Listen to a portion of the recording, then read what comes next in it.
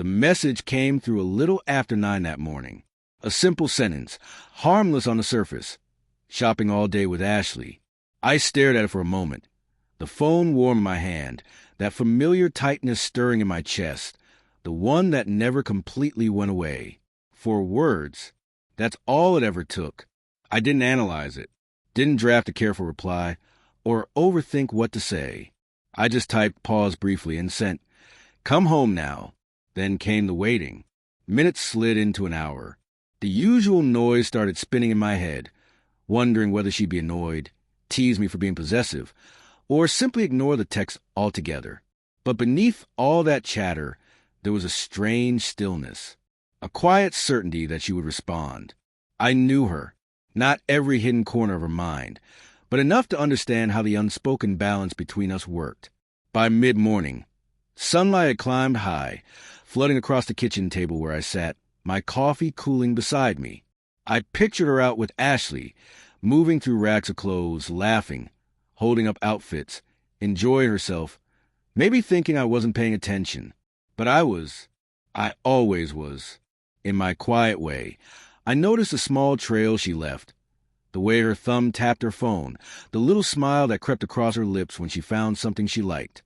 And then, almost impossibly, I heard the click of the front door unlocking.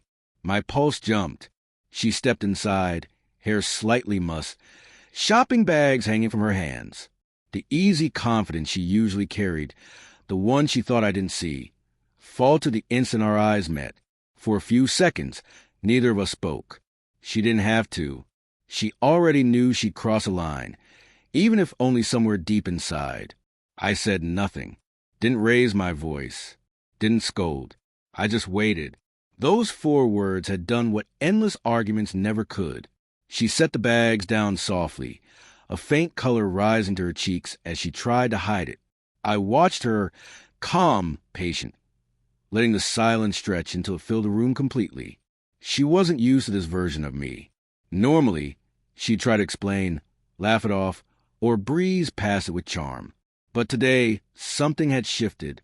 She lingered near the door, brushing a strand of hair away from her face, searching my expression to gauge how serious I was. I didn't move, didn't speak. I just held her gaze. There's power in stillness, deeper, sharper than any raised voice could ever be. Finally, she exhaled, that small, reluctant breath that comes when you realize someone else is holding the calm you thought belonged to you. "I got carried away," she murmured, voice barely breaking the quiet between us. She didn't have to elaborate. I already knew. I'd seen it coming, sensed it building, and yet the quiet satisfaction of watching her return on her own was unmatched. It wasn't about control or winning. It was about boundaries, about understanding that sometimes the smallest gestures, the quietest cues, carry more weight than shouting ever could. She moved toward the kitchen, setting down the rest of her bags.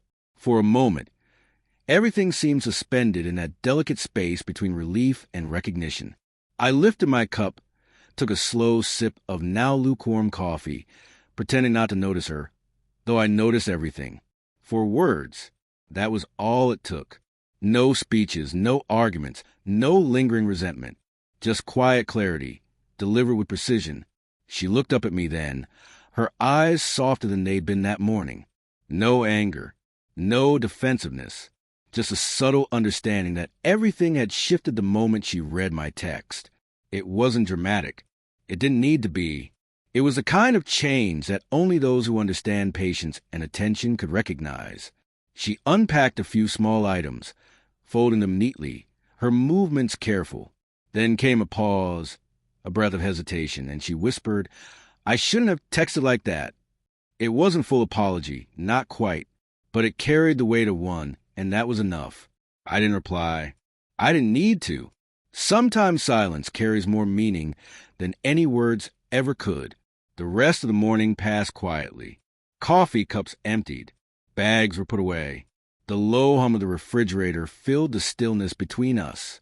I caught a reflection in the window, thoughtful, almost reflective. It struck me then how easily tension dissolves when met with calm, how predictable conflict becomes when patience rewrites the pattern.